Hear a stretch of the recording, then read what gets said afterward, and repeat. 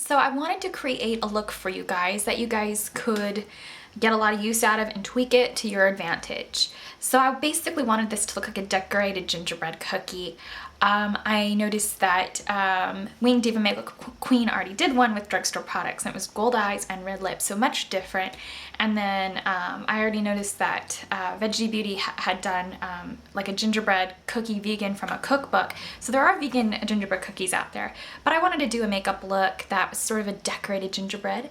So I hope that you enjoy this, and thank you for watching. I've already taken the 100% pure organic coffee bean caffeine eye cream, and I've already prepped and primed my entire face. And I've taken the All Natural Face Magic Vegan Eyeshadow Primer. So let's get started on the look. I've taken the Anastasia Beverly Hills Brow Pencil. I've taken Sand Shimmer, and I usually take Matte Camille. I'm usually a little bit more subdued with highlighting underneath the brow because I don't want too much shimmer, because I usually do pretty much shimmer all over the lid and face. I did do that up under the brow as well, and I took this underneath the arch and kind of blended it back. I just take my finger and blend that all the way around underneath the eye. I just want the bulk of the color to be towards the arch. Take my Tarte Skinny Smolder Eyes pencil. This is in Moonstone Brown. Now I've never actually used the regular Smolder Eyes. I'm assuming they're the same, except that the regular Smolders are heavier, fatter pencil. So I'm gonna go ahead and take this, and I'm gonna go ahead and place this on the upper lash line. I'm just gonna blend it onto. Doesn't have to be perfect because this is just like the base of the look. So I'm just gonna go ahead and also smudge this on the lower lash line. It's kind of the beauty with pencil, you have like a second chance to sort of fix it. So I'm gonna take the smudger side, if you have like a smooth enough pencil. Sorry if you can hear my dog in the back. She like wants to walk in and out the door. She does that a lot in the morning. I keep getting questions that you guys want to meet like the culprit of the noises. A lot of them come from her in the morning. So this is Elise. You could see her on my vlog channel, but she's my big girl. Let me put you down. I'm going to take 363 by Inglot, which is just this medium matte brown. I'm going to pop this up on my Sally's pointed angle brush, which is just pretty much a generic synthetic angle brush. A lot of angle brushes are synthetic. If you want to know for sure, you can always just double check with what the labeling says, or check online before you buy from a brand. I'm just going to go ahead and place this over the pencil. The reason I put the eyeliner on the very first step was because I don't want it to be really harsh, so I'm going to layer eyeshadows on top. I'm now going to take Inglot number 111R. I'm picking it up with this Sigma E40. I'm just going to go ahead and pop this in the crease before my primer creases anymore. So you could always probably do that first if you get heavy bad creasing, to pop something in the crease to begin with. That'll help you out. I'm now going to take 112R by Inglot. This is a great color to have if you're new to transitioning and you don't want to spend a lot of money, because it's 3 in 1, so you're only buying one eyeshadow, and Inglot's pretty affordable. So I'm going to take the lightest color of 112R. And I'm just going to start blending this out in the outer corner. I want to start giving the eye a little bit more dimension, so it's not just eyeliner. To start blending that in down towards that little tail of the eyeliner. So if your pencil eyeliner kind of flicks out or wings out, don't worry, we'll kind of connect that with some eyeshadow. So I'm just going to go ahead and blend this into the crease. I'm going to start blending up. Take this medium brown right here in the center.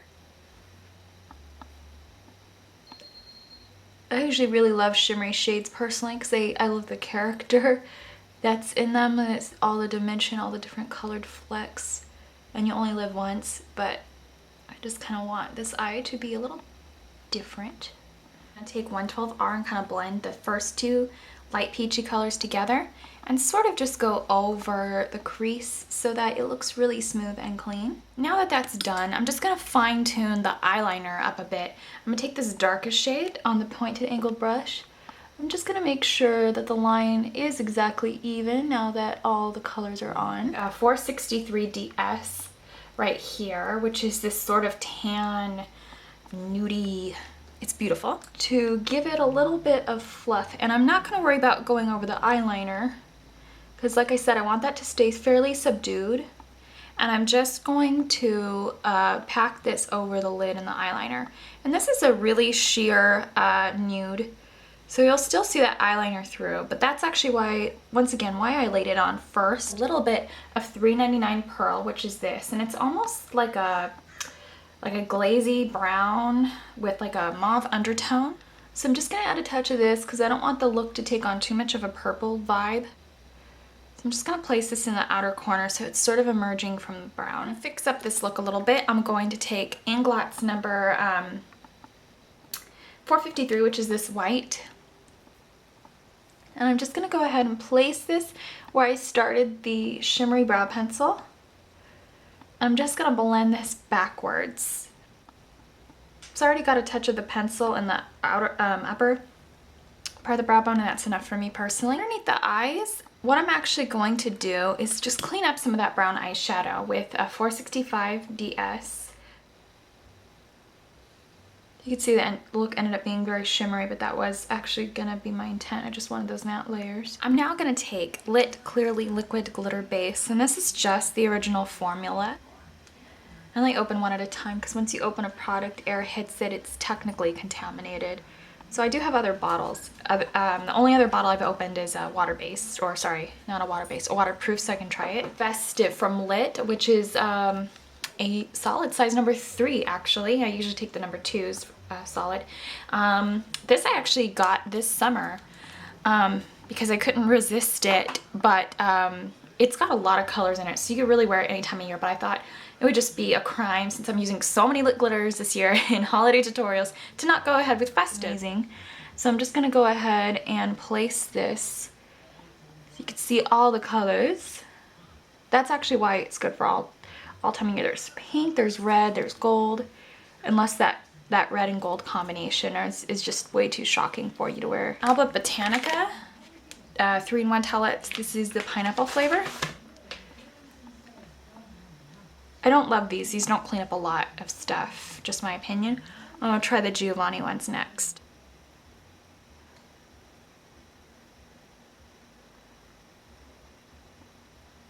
Babies, that keeps making a lot of noise. This is the Bishanapoo. He's crazy. I'm gonna put him back down because he wants to run around and play. Yes, you do. Why wouldn't you? He's just a baby. So I'm gonna let him go play. Before we put on the eyelashes, I don't want any glitter to dust over the eyelashes, so I'm just gonna smooth out the crease with a dry brush because there's a lot of solid glitter in the crease. I'm just gonna smooth that out so it looks more like a shimmer. Before the relatives really get here, I'm gonna wear some caterpillars one last time. I'm gonna take the Red Cherry 102s, and these are very long and very beautiful. I am gonna cut off the tail a little bit because I do have to take some pictures tonight and I want people to see my eyes. So I'm gonna cut the tail off just a bit and I'll be right back. I always like to chisel out about the outside of my face because I always like it to be a little bit more lit in the centers, more concealer in the center, and then try to just keep it around the back. So that being said, I don't like to take my bronzer or contour powder too far in. I don't like to do the fishy face look. Obviously my cheekbones are quite prominent. I have a more square jaw, so I can see where my cheekbone is. If you're new to it, you can do the fishy face just to find your cheekbone or subtly suck in your cheekbone. But remember, when you pop out your cheekbone, your face will slightly drop.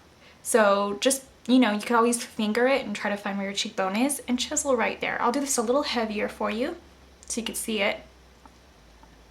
And just keep it around the back. Don't try to pull it too far in because you start seeing these sort of like lines that are coming into the face that almost look like a beard, in my opinion. So I hate that look personally. Like really, I don't like it. It ruins a whole pretty makeup look. So, and then I just pull it around the hairline so you don't have like a white ring around your hair.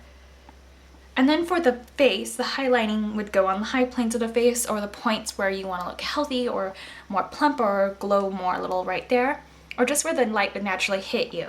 So I'm going to take Snow Bunny, which is this white portion, and I'm just going to go ahead and place this. You can always take just a matte concealer if you don't want shimmer on your face. I say go for it because I like a shimmery highlighter, but everybody's taste is different. And I'm just dry cleaning my brush so I can use the same one. I just go like that. Now for nose contouring is a little trickier. I like to just basically act like I'm just bronzing my nose. If you try to take too many inches off your nose, you can kind of look silly, like you're kind of like the scarecrow from the Wizard of Oz. So what I like to do is just almost act like I'm bronzing it and just do a really light touch I'm not gonna try to make that visible for the camera because I have to go somewhere. But basically just do that, because if you try to take too many inches off your face, we're supposed to look a certain way. This is not advocacy against plastic surgery, but we are meant to look a certain way, and our anatomy is proportionate, but for a certain reason it's the way it is.